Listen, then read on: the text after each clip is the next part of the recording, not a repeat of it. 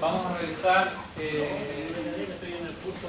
contenido relacionado con la nutrición, porque es importante, se incluyeron, no estaban a partir de este año, y o sea, estaba la intención de poder tratarlo de alguna manera, pero ya están de manera obligatoria. Entonces, dentro de los mismos módulos que yo les mencionaba al principio, de cada una de las escuelas hay contenidos de actividades relacionadas con este transversal, para que podamos ir trabajando. Y una de las principales dificultades que encontramos al momento de poder trabajar con niños y adolescentes es principalmente la elección del alimento. Un alimento en general se consume a partir de la elección de compra, ¿vale? Entonces uno debe tener muy claro, definir con mucha claridad cómo se pueden elegir estos alimentos que se consideran como más saludables y que tienen ciertas características y ciertas propiedades protectoras también a la salud. Una de las estrategias importantes de poder elegir los alimentos es mirar una pirámide, como la que está acá, la que se aprecia ahí en la imagen, que es bastante diferente a la pirámide tradicional que se enseña en los colegios, que todavía se sigue enseñando en los colegios. Es una pirámide que tiene líneas horizontales. La tienen en mente, no la recuerdo. Traigo la imagen, pero... ¿Qué ahora hay un el plato, sí. Entonces, esta pirámide surge el año 2012 por esta institución que es el homólogo al INTA, la USDA, que es el homólogo al INTA en Chile, el Instituto de Tecnología de los Alimentos, que regula la alimentación en Estados Unidos, propuso esta pirámide a nivel mundial, en distintos congresos, qué sé yo, que definía un concepto claro, que era toma cualquier alimento. O sea, cualquier alimento es importante mientras lo haga de manera diversa. Es decir, pone a todos los alimentos en la base que todos los alimentos son importantes. Entonces tienen que consumir de todo. De alguna manera se fueron creando corrientes paralelas a estas propuestas digamos, de una conducta alimentaria más tradicional y que tiene más beneficios desde el punto de vista de los distintos componentes que tiene cada alimento, que es la dieta vegana, la cual se fue incorporando en el último tiempo, se hizo muy famosa en Chile, pero que no cumple con la norma que define ni el plato ni este tipo de pirámide, porque desecha la posibilidad de consumo de ciertos alimentos. Es importante declarar. Entonces, esta pirámide propuesta define el grupo de los granos que son importantes y derivados de los granos, como el pan, por ejemplo, los vegetales como importantes, y va definiendo colores, en donde los colores definen la importancia o la cantidad de consumo que debe tener cada grupo alimentario. Entonces, en este caso, los vegetales, por ejemplo, es más ancha esta línea que la del grupo de las carnes y de proteínas. Esto es, ¿sí? ¿Fruta? Esto sí. Y lo mismo pasa con los lácteos. Ahí respecto a los lácteos también es importante aclarar, porque es una pregunta, voy a adelantarme a la pregunta que siempre se hace, que es ¿de qué sirve consumir lácteos si se supone que la mujer ya no recibe, digamos, calcio en el hueso porque se cierran los canales que permiten la fijación del calcio en el hueso? De alguna manera se reduce la fijación de calcio en el hueso, pero sigue todavía fijándose. Eso es importante, no es que se elimine. Y lo que es cierto es que no es tan importante como ocurre con los niños y en los adolescentes, es decir, la densidad mineral ósea tiene una etapa crítica en la niñez y en la adolescencia. Y no depende solamente del consumo de calcio, sino que depende también de la fuerza a la cual sea sometida el hueso. Es decir, el contenido mineral óseo y la evitación de la osteoporosis prematura también depende del ejercicio, no depende solamente del consumo, ¿vale? El consumo uno puede tener un consumo normal de, no sé, 700 miligramos diarios, que se puede consumir a partir de un vaso y medio de leche, 2 vasos de leche al día. Es posible llegar a las condiciones, pero para que ese calcio no se vaya por las heces o por la orina, no se pierda, se fija el calcio efectivamente. Hay que también hacer cierto ejercicio que provoque algún impacto que favorezca la robustez del hueso. Pero con la etapa crítica de hasta la adolescencia. Efectivamente, pasado los 20, 21 años las mujeres, y los hombres también algunos, en muchos casos la verdad, termina de fijarse con cierta regularidad ese calcio. Pero, el pero que tiene de qué se defiende el uso del consumo de calcio, de lácteos, perdón, que tienen un gran contenido en calcio, sobre todo el queso, va en función de no obtener el calcio, porque cuando uno hace actividad física, se produce contracción muscular, del cual requiere de calcio para poder producir la contracción muscular. Para evitar que ese calcio salga del hueso hay que consumir lácteos. Esa es la diferencia. Entonces, efectivamente, no voy a prevenir quizá la osteoporosis porque no se va a fijar una gran cantidad, no va a ser eficiente la fijación del calcio por el consumo de estos tipos de alimentos. Pero sí voy a evitar sacar más calcio del hueso que ya podría estar relativamente con menor contenido mineral óseo. Entonces, el calcio que consuma de estos lácteos va a favorecer la contracción muscular que voy a desarrollar durante el ejercicio. Entonces, mujeres activas deben consumir de todas maneras lácteos o productos ricos en calcio. No solamente los lácteos tienen calcio, también algunos cereales tienen calcio, las lentejas tienen calcio, los porotos tienen calcio, algunos mariscos también tienen calcio, a pesar de que tienen más grasa también tienen calcio. Entonces es importante para adelantarme a esa pregunta. Y acá tenemos algunos otros alimentos derivados un poco más de los animales, las carnes, como mencionaba recién, que es una línea más delgada. Son importantes, pero no son lo más importante porque tienen una importancia menor a lo que tienen los lácteos, las frutas, las verduras y los cereales. Y en segundo lugar, si no tomo esa opción de poder decir, ok, como de todo, me olvidé una cosita, como de todo, pero lo que no está en esta pirámide es el azúcar refinada y todos los derivados del azúcar refinada. Es decir, coma de todo, pero evite el azúcar. Y la línea de la grasa es muy pequeñita, es amarilla que está ahí, y define el consumo de ciertos tipos de grasa, de ciertos tipos de aceites. No los aceites de maravilla, estamos hablando de aceites vegetales de mejor calidad, aceite de palta, aceite de oliva, etc. ¿Vale? Recuerden también que si ustedes fríen y aumentan la temperatura del aceite de oliva y hacen un bistec o saltean papas con aceite de oliva, es como si estuvieran echándole cualquier aceite, porque se hidroliza. La hidrolización al calor de los aceites le agrega saturación a estos alimentos. Y es cuando uno habla de los ácidos grasos saturados, está saturado de hidrógeno. Eso se satura a alta temperatura. Por ejemplo, la mantequilla, que es más sólida, porque ustedes cuando fríen al sartén, después de aplicar este aceite a alta temperatura, se solidifica y queda blanco después al enfriarse, ¿sí o no? Si fuera mantequilla o amarillo. Entonces se hidrolizó. La mantequilla se hidroliza, es muy dura a temperatura fría, y a temperatura ambiente también. Entonces ustedes pueden definir la calidad de un aceite o de una grasa a partir de su solidez. Más sólido, más malo. Más líquido el aceite, menos malo. No voy a decir más bueno, sino decir menos malo. Hola. Adelante.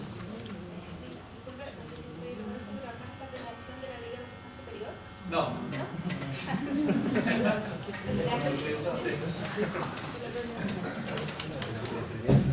Bueno, como decía Oscar, Edison. Como decía Edison, tenemos también la posibilidad del plato, el cual también por colores y por tamaño define la cantidad de alimentos que debería componer la dieta al día. Por ejemplo, vegetales, una gran cantidad de vegetales, frutas también una parte importante, proteína saludable y granos integrales. Dejando aquí obviamente un asterisco importante a que el consumo de agua debe ser relevante y que los aceites que se deben priorizar son aquellos derivados de la oliva, de la canola, por ejemplo, y evitando algunos más hidrogenados, estos aceites que son más sólidos. Esto lo propuso la Universidad de Harvard, la Escuela de Salud Pública de la Universidad de Harvard, hace pocos años atrás, y lo ha tomado también nuestro país como un elemento, una bandera importante para poder definir la estructura alimentaria que debemos tener y que debemos promover. No, con respecto a ese tema, bueno, en los sectores más vulnerables, el tema del aceite, sí. Generalmente el consumidor elige el que tiene menor valor y generalmente son de menor calidad, como dice. Sí. Bueno, en ese cambio, caso, esos aceites son mucho más... Son más caros, claro. Sí. Ha bajado, afortunadamente, no, la botella antes 10 años atrás costaba 5.000 pesos una botella de 300 ml, de un cuarto más o menos. Ahora cuesta la mitad, de buena calidad. Cuesta casi lo mismo de lo que cuesta en España, prácticamente una aceite de oliva aquí. Quizás no es la misma calidad, ¿no? Pero sí cuesta casi lo mismo. Pero en ese caso, para solucionar ese problema, lo que habría que hacer es evitar el aceite. O sea, si no se tiene acceso a ese tipo de alimentos, lo mejor es evitarlo, es decir, preparar los alimentos sin el uso de estos aceites. Recuerden ustedes que ya hay alimentos que tienen aceite, por ejemplo el pan tiene manteca, ya tiene grasa. La misma, pero esa es una grasa buena, de las grasas malas. El aceite de la palta es bueno, como aceite de oliva, eso es positivo. No habría que adicionarle aceite extra, habría que echarle aceite de oliva, digamos. Ahí he hecho perder un poco lo bueno que es la palta. Muchos otros, el chocolate, por ejemplo, es muy grasoso. Uno puede decir, no, el chocolate es solo carbohidrato, porque es azúcar, pero no, la cantidad de grasa que tiene es altísima.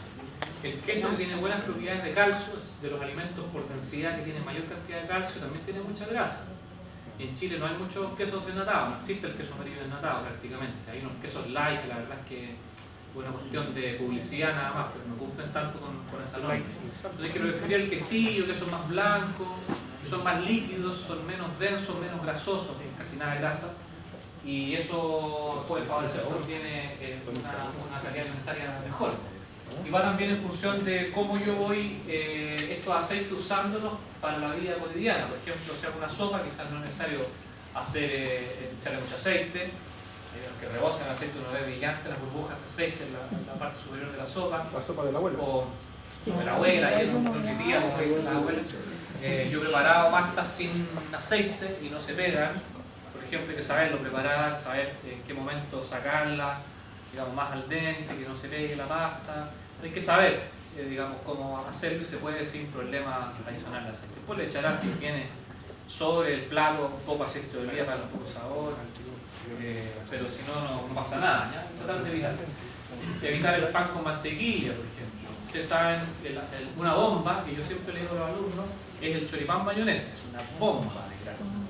Ya el choripán tiene suficiente, imagínense ponerle mayonesa, es brutal eso, digamos, 60% del producto es grasa. Eso es tratar de evitar. Y otra manera, si no me fijo en la pirámide, me fijo en el plato, otra manera de poder elegir los alimentos a partir de algo que todavía no ha surgido una política muy clara en nuestro país, sino que ha surgido una política más relacionada con la cantidad de calorías, pero los alimentos tampoco hay que clasificarlos de buena manera a partir de las calorías. Se puede clasificar a partir del índice glicémico. Y el índice glicémico es un número que va de 0 a 100, donde 0 es el agua, 100 es la glucosa. El pan se acerca también a 100, sobre 90, que es un índice glicémico muy alto. El pan amasado, por ejemplo. Y se manifiesta de esta manera. Por ejemplo, un alimento rico en azúcar. Vamos a suponer que tú te comes acá un chocolate. Ahora, por ejemplo, si alguien comió galletas con chocolate afuera, rellenas con chocolate, con crema, bien azucarada o bien aceitosa, bueno, va a tener este impacto. O sea, el azúcar, después de 30 minutos de haberlo consumido, genera un pic. Y ese pic de glicemia en sangre, el azúcar, que el efecto que tiene ese alimento en la sangre, que eleva mucho la glicemia, tiene un efecto también insulínico. El efecto insulínico significa que se generan a partir de células del páncreas la secreción de una hormona que se llama insulina, la cual se encarga de ciertos transportes que favorecen el almacenamiento de la glucosa en el músculo. Por lo tanto, después de haber comido algo dulce, antes de una hora, tú tienes menos energía que lo que tenías antes de haber comido la galleta, el chocolate o los caramelos, o el pan con mermelada o algo dulce. Y eso tiene varios efectos negativos. Por ejemplo, en los niños disminuye la concentración, porque, bueno, nosotros también nos da sueño. No sé si les ha pasado a veces que, aparte del círculo circadiano natural, que después del almuerzo uno se desgana un poco, y eso también se relaciona con el nivel de azúcar que ha tenido el almuerzo, o con el nivel de carbohidratos que ha tenido el almuerzo.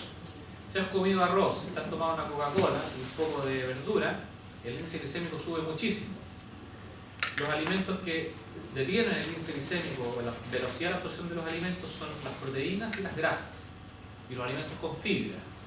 Entonces, si comes arroz blanco, no sé, con solo ensalada y alguna proteína liviana como el huevo, y además le pones, no sé, te tomas una bebida azucarada, una Fanta que tiene mucho carbohidrato, en ese caso la glicemia sube mucho y después de 50 minutos está más bajo de lo que tenías antes cuando tenías hambre. Eso ocurre en adultos y en niños y puede favorecer, como tienes menos azúcar en el cerebro, pérdida de la concentración, sueño, somnolencia, entonces te da sueño a las 2 de la tarde después de haber almorzado, porque la carga glicémica de tu almuerzo fue muy alta, hay que evitarlo. Entonces, ¿cuándo podría tener beneficio este tipo de alimentos? Que se absorbe rápido.